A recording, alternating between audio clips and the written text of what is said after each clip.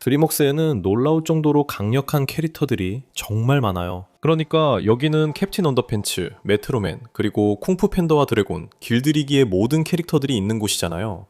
거기에는 정말 강력한 인물들이 있어요. 오늘은 이 모든 캐릭터들을 살펴보고 가장 약한 캐릭터부터 가장 강한 캐릭터까지 순위를 매겨볼 거예요. 그럼 바로 시작하겠습니다. 해미는 평소에는 그냥 에너지가 넘치는 다람쥐일 뿐이지만 카페인을 마시면 플래시 수준의 속도를 보여줍니다. 진짜 농담이 아니라 해미는 빛의 속도보다 훨씬 빠르게 움직여서 레이저조차도 슬로우 모션처럼 보일 정도예요. 해미는 심지어 지구의 자전조차 멈춰있는 것처럼 인식할 수 있습니다. 하지만 해미는 전투형 인물은 아니에요. 해미는 주변에 함정 설치만 할 수 있습니다. 이 모든 것은 해미가 카페인 섭취 시에만 가능합니다. 그거 말고는 앞서 말했듯 해미는 그냥 부산한 다람쥐일 뿐이에요. 분노의 5인방의 일원인 크레인은 크레인 스타일 쿵푸를 완벽하게 마스터했습니다. 크레인은 그룹 내에서 주된 전투원은 아닙니다. 그는 보통 날아다니며 주변을 정찰합니다. 하지만 그는 여전히 뛰어난 전사이며 전투 스타일도 비행 능력에 크게 의존합니다. 그는 또한 동료들이 공경에 처하면 언제든지 날아가서 도와줄 준비가 되어 있습니다. 마스터 바이퍼는 무적의 5인방의 일원이자 바이퍼 스타일 콩투의 달인입니다. 그녀는 위대한 마스터 바이퍼의 딸로 송곳니 없이 태어났기 때문에 원래는 가족에게 버림받았습니다. 하지만 바이퍼는 자신이 송곳니 그 이상임을 증명했습니다. 그녀는 세계 최고의 전사 중 한 명이며 사실 아버지보다 훨씬 뛰어납니다. 그녀는 번개처럼 빠르고 믿을 수 없을 만큼 민첩하며 보통 상대를 휘감아 그들이 스스로 다치게 만듭니다. 슈렉은 처음에 그저 자기 늪에서 혼자 있고 싶어하는 오우거에 불과했습니다. 하지만 그는 결국 양파 껍질이 벗겨지듯 마음을 열었고 진정한 가정적인 사람이 되었습니다. 어쨌든 이 녀석은 엄청나게 강하고 힘이 셉니다. 그는 자신에게 다가오는 누구든지 아주 쉽게 제압할 수 있습니다. 그는 갑옷 입은 기사무리와도 맞설 수 있습니다. 그는 실제로 최소 몇 톤은 들어올릴 수 있고 거의 모든 공격을 견딜 만큼 강인합니다. 상당히 강력한 공격도 아무 문제 없습니다. 투시아나는 이빨 요정이자 기억의 수호자입니다. 그녀는 단연히 날아다닐 수 있고 실제로 날개로 싸울 수도 있습니다. 그리고 투시아나는 수많은 요정들, 즉 자신의 복제본을 만들어 세상 곳곳에 보내 모든 아이들의 이빨을 수집할 수 있습니다. 그리고 필요하면 그녀는 수많은 이빨 요정 부하들을 풀어 함께 싸울 수 있습니다. 멘티스는 무적의 5인방의 또 다른 멤버이자 멘티스 스타일 쿵푸의 달인입니다. 그는 분명히 크기 때문에 불리해 보이지만 멘티스는 크기가 전부가 아니라는 것을 여러 번 증명해 왔습니다. 또한 멘티스가 비정상적으로 강하다는 것도 한몫합니다. 그는 포를 이리저리 던질 수 있습니다. 또한 신경 타격과 급소 공격의 달인이어서 상대를 순식간에 제압할 수 있습니다. 몽키는 몽키 스타일의 달인으로 시프 사부와 우구의 사부 모두에게 훈련을 받았습니다. 그는 예측할 수 없는 파이터로 엄청나게 빠르고 아크로바틱합니다. 그의 공격 중 상당수는 상대방의 바지를 벗겨서 창피함에 못 이겨 포기하게 만드는 것들입니다. 이 ASTR 먼드는 이스터버니이자 희망의 수호자입니다. 그는 이스터버니이지만 사실 푸카라는 철학적인 전사 토끼입니다. 그는 원래 자신의 고향 세계에서 다른 푸카들과 함께 마을에 살았지만 그들이 모두 사라지고 자신만 유일한 생존자가 되었습니다. 그래서 그는 지구에 왔습니다. 그는 빠르고 숙련된 전사입니다. 특히 부메랑을 다루는데 전문가입니다. 그리고 이스터버니는 거의 즉시 순간이동할 수 있는 능력도 가지고 있습니다. 그는 자신의 아래 땅에 구멍을 열 수 있어서 한 지점에서 다른 지점으로 즉시 이동할 수 있습니다. 쉔경은 왕실 공작 가문의 후계자이자 공리르 왕자의 상속인이며 평화의 계곡에서 가장 위대한 무기 중 하나인 대포, 즉 대량 살상 무기의 발명가입니다. 물론 쉔도 훌륭한 전사입니다. 그는 두 명의 콩푸 고수와 동시에 맞서 싸울 수 있지만 사실 쉔경을 그렇게 위험한 존재로 만드는 것은 그의 무기와 군대입니다. 장화시는 고양이는 두려움 없는 영웅이자 당신이 볼 수 있는 최고의 검객 중 한 명입니다. 그래요, 그는 그냥 고양이일지도 모르지만 푸스는 손에 겁만 주면 거의 무적입니다. 그는 누구와도 싸울 수 있고 보통 이깁니다. 심지어 죽음 그 자체와도 맞서 싸운 적이 있으며 그 도전에 물러서지 않았습니다. 마스터 타이그리스는 호랑이 권법의 달인이며 원래 드래곤 워리어가 되기 위해 훈련받고 있었지만 대신 포가 선택되었습니다. 그녀의 전투 스타일은 강력하고 공격적이지만 동시에 믿을 수 없을 만큼 고개적이고 민첩하기도 합니다. 그녀는 분노의 5인방 중에서 가장 숙련되고 잘 훈련된 인물로 평화의 계곡에서 가장 위대한 전사 중 한 명입니다. 니콜라스 세인트노스 또는 산타클로스는 경이로움의 수호자이자 가디언즈의 리더입니다. 그는 강인하고 힘이 센 남자입니다. 그가 어떻게 크리스마스 이브에 모든 장난감을 배달할 수 있겠습니까? 그리고 그는 세계 최고의 검객으로 여겨집니다. 실제로 그가 식사 중에 구부러진 스테이크 나이프 하나로 기변연대 전체를 물리쳤다는 이야기도 있습니다. 소자는 원래 캘리포니아 모데스토 출신의 평범한 여자였지만 결혼식 날 플루토늄이 가득 든 운석에 맞아 키가 49피트 11인치까지 자라게 되었습니다. 그리고 그때부터 그녀는 히어로 지노미카가 되었습니다. 그녀가 엄청나게 강하고 단단하며 힘이 세다는 건 짐작할 수 있을 겁니다. 거의 50피트나 되는 키를 가지면 당연히 그렇게 될 수밖에 없죠. 사실 지노미카는 도시를 아무 문제 없이 부술 수 있습니다. 적어도 그녀는 길을 가며 건물들을 쉽게 파괴할 수 있습니다. 그녀의 본명은 엘리자베스지만 모두 그녀를 드래곤으로 알고 있습니다. 원래 그녀는 피오나가 갇힌 탑을 지키는 역할만 맡고 있었지만 당나귀를 만나면서 모든 것이 달라졌습니다. 그때부터 게임은 끝이었죠. 다른 드래곤들처럼 드래곤은 엄청나게 강하고 힘이 셉니다. 그녀는 쉽게 슈렉을 제압할 수 있었고 탑을 공격하려던 기사들은 거의 모두 잡아먹었습니다. 그녀는 날 수 있고 정말 강력한 화염을 내뿜을 수 있습니다. 사실 그게 그녀의 가장 뛰어난 능력일 거예요. 겨울의 화신인 잭 프로스트는 얼음과 눈을 자유자재로 다룰 수 있습니다. 그는 항상 장난과 혼돈의 정령 그 자체였습니다. 하지만 자신의 힘에 숨겨진 진정한 목적을 알게 되었을 때 그는 즐거움의 수호자가 되었습니다. 겨울의 정령으로서 잭은 눈, 얼음, 서리를 소환할 수 있습니다. 그는 심지어 얼음 에너지 볼트를 발사하거나 손짓 한 번으로 무언가를 순식간에 얼려버릴 수도 있습니다. 아이들이 즐겁게 놀 수 있게 하는 게 그의 임무입니다. 사실 이것은 아이들이 수호자들을 더 많이 믿게 만들고 그로 인해 수호자들은 더욱 강력해집니다. 마다가스카르 펭귄들, 스키퍼, 코알스키, 리코, 그리고 프라이빗은 동물원을 탈출해 고향인 남극으로 돌아가기 위한 임무를 수행하고 있습니다. 그들은 그 과정에서 다양한 모험을 겪습니다. 모두가 뛰어난 전투 실력을 가지고 있습니다. 그들은 은신과 비밀 유지의 달인이며 필요할 때 완벽한 팀워크를 자랑합니다. 여기서 가장 두드러지는 인물은 코알스키입니다. 그는 거의 무엇이든 만들어낼 정도로 뛰어나며 심지어 타임머신도 고안할 수 있습니다. 그리고 리코가 있습니다. 그는 가장 예측 불가능한 와일드카드로 자신의 뱃속에 기가톤급 핵폭탄을 숨기고 있습니다. 죽어가는 행성의 마지막 생존자인 메가마인드는 자신의 고향 행성에서 우주로 보내졌습니다.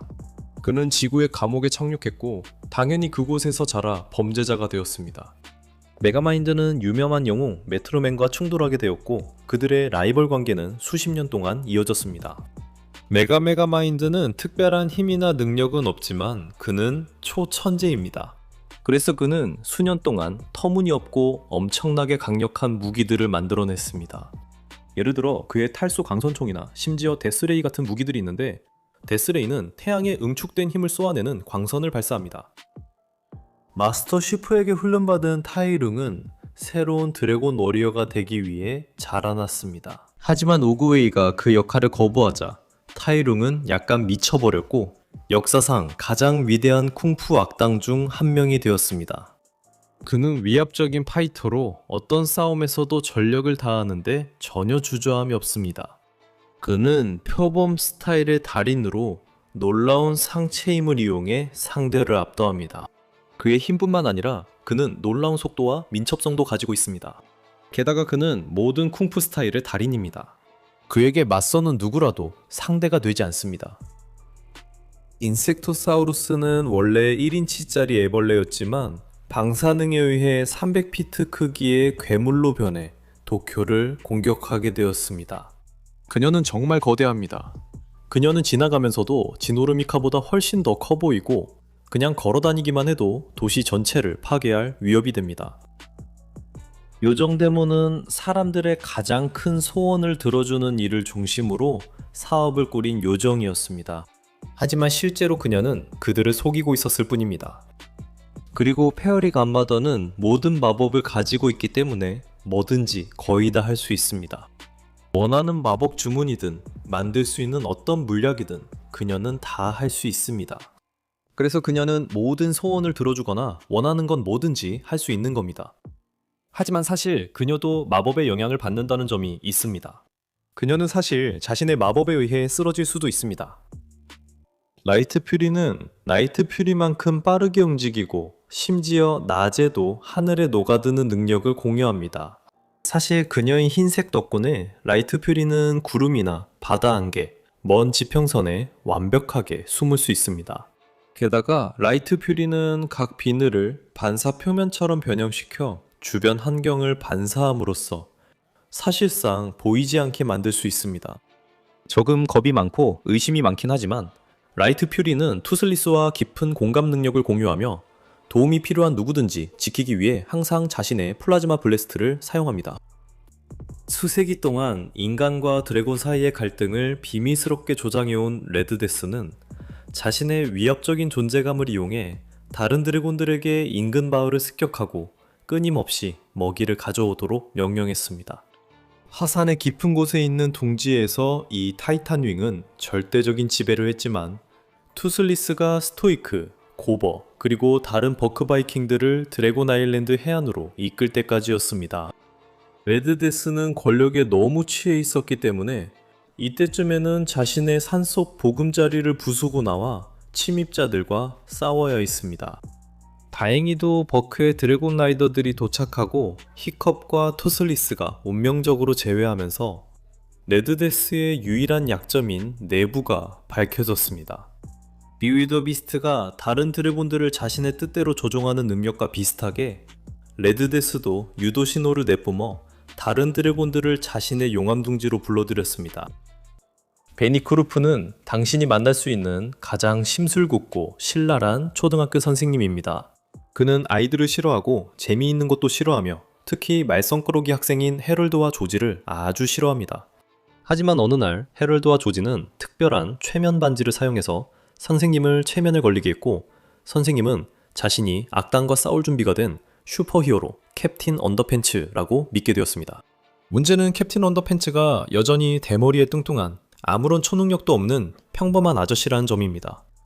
그래서 헤럴드와 조지는 그가 다치지 않도록 따라다니며 돌봐야만 하죠.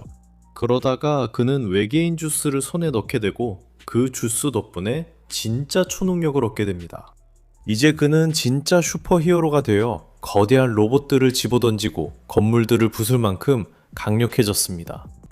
카이 장군은 원래 중국 군대의 장군이었고 그의 전우인 우구웨이 사부와 함께 군대를 이끌었습니다. 하지만 카이는 더 강해지기 위해 다른 전사들의 길을 훔치기 시작했고 결국 우구웨이 사부는 그를 영혼의 세계로 추방할 수밖에 없었습니다. 하지만 이제 그는 복수심을 품고 돌아왔습니다. 카이는 매우 강력한 전사였으며 중국 역사상 존재했던 전사들 중에서도 손꼽히는 최강자 중 한 명이었습니다. 실제로 카이의 전사로서의 실력은 그에게 군벌이라는 칭호를 안겨주었고 그는 역사상 가장 강력한 쿵푸 마스터인 우구웨이 사부와 대지를 뒤흔들 정도로 치열한 전투를 벌일 수 있었습니다. 500년이 지난 후 카이는 더욱 강력해져서 중국의 모든 쿵푸 마스터들을 손쉽게 제압하고 시프 사부마저도 쓰러뜨릴 수 있었습니다.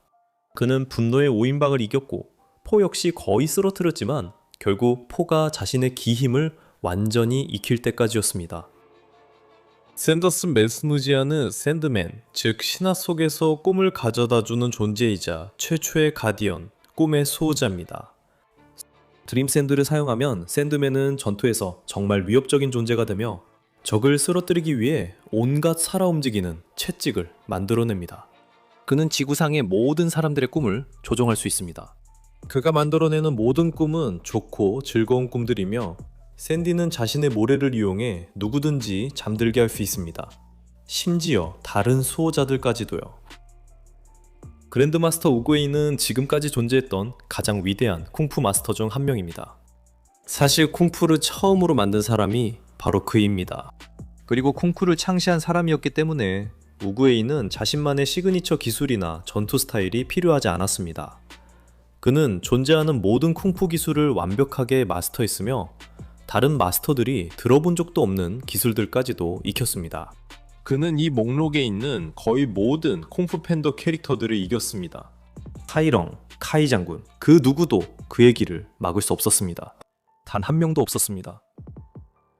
모든 동물 왕국의 구성원들처럼 용들도 힘과 리더십의 계층을 따라야 합니다. 그리고 그 지휘 체계의 정점에는 모든 다른 용들이 복종해야 하는 극히 드문 알파 드래곤이 군림합니다. 바로 비윌더 비스트입니다. 하지만 비윌더 비스트들은 태어날 때부터 알파의 지위를 가진 것은 아닙니다. 대신 그 지위는 전투를 통해 그리고 무엇보다도 자신의 둥지에 있는 드래곤들과 다른 모든 생명체를 보호하려는 의지를 통해 얻어집니다. 비윌더 비스트에게 다행인 점은 세상에 그들의 위압적인 위용에 맞설 수 있고 모든 드래곤의 왕이라는 칭호를 두고 경쟁할 수 있는 드래곤이 거의 없다는 것입니다. 드래곤 길들이기에서 나이트 퓨리는 한때 가장 신비롭고 두려운 드래곤 종 중 하나로 여겨졌습니다. 사실 히커비 투슬리스를 친구로 삼기 전까지는 나이트 퓨리가 실제로 존재하는지조차 아무도 알지 못했습니다. 하지만 투슬리스는 자신이 실제로 존재하며 정말 강력하다는 것을 곧바로 보여주었습니다. 그는 번개와 죽음 그 자체의 사생아어로 알려져 있었습니다. 그는 여러 번 자신이 모든 알파 드래곤들의 알파임을 입증해 왔으며 수많은 강력한 드래곤들과 맞서 싸워 항상 그들을 이겨왔습니다. 피치블랙, 악몽의 왕은 부기맨, 즉 어린 시절 악몽의 옷장과 어두운 구석을 떠도는 신화 속 존재입니다. 피치블랙은 그림자와 어둠을 완벽하게 통제할 수 있습니다. 그는 말 그대로 그림자가 될 수 있으며 아무도 그를 건드릴 수 없습니다. 그는 또한 두려움과 악몽을 완전히 통제할 수 있습니다. 그는 두려움의 실체를 만들어낼 수 있고 주변의 모든 두려움을 먹고 살아갑니다. 그리고 샌드맨의 드림 샌드처럼 피치블랙도 자신만의 샌드가 있어서 사람들을 끝없는 악몽에 가둘 수 있습니다. 포는 분명 처음에는 크고 사랑스러운 판다였지만 그는 끝까지 포기하지 않고 타이룽을 물리치고 드래곤 스크롤을 열어 드래곤 워리어의 운명을 이뤄냈습니다. 이를 통해 자신을 포함한 모두에게 진정한 영웅임을 증명했습니다. 포는 쿵푸에서 판다 스타일의 창시자입니다. 이 말은 곧 그가 싸움 중에 즉흥적으로 움직이고 자신의 체중을 활용하는 것을 좋아한다는 뜻이죠. 하지만 그는 만난 거의 모든 쿵푸 고수들을 이겨냈습니다. 그는 내면의 평화도 완전히 터득했죠. 그는 자신의 기파오까지 완전히 터득해서 영혼의 전사가 되었고 쿵푸 역사상 가장 강력한 영혼의 전사가 되었습니다. 럼페스틸츠키는 수상한 거래를 하는 협상가로 슈렉이 우연히 피오나 공주를 구하면서 자신의 계획을 망쳐버린 것에 대해 슈렉에게 복수하고 싶어 했습니다. 럼페스틸츠키는 사실 자신에게 마법 능력이 없지만 사람들에게 서명하게 하는 수많은 마법 계약서를 가지고 있습니다. 이 계약서들은 계약의 세부 내용에 따라 실제로 우주 자체를 왜곡할 수 있습니다. 그가 거래를 할 때마다 사실상 또 다른 현실을 만들어낼 수 있을 정도입니다. 그가 슈렉을 속여서 태어난 날을 빼앗는 계약서에 서명하게 했을 때처럼 말이죠. 그 결과 럼펠이 실제로 머나먼 왕국의 왕좌에 오르게 되었죠. 메트로맨이 떠난 후 메가마인드는 자신이 맞서 싸울 새로운 영웅이 필요하다고 느꼈어요. 그래서 그는 말 그대로 새로운 영웅을 만들어냈죠. 할 스튜어트는 그냥 록산 리치의 얼간이 카메라맨이었어요.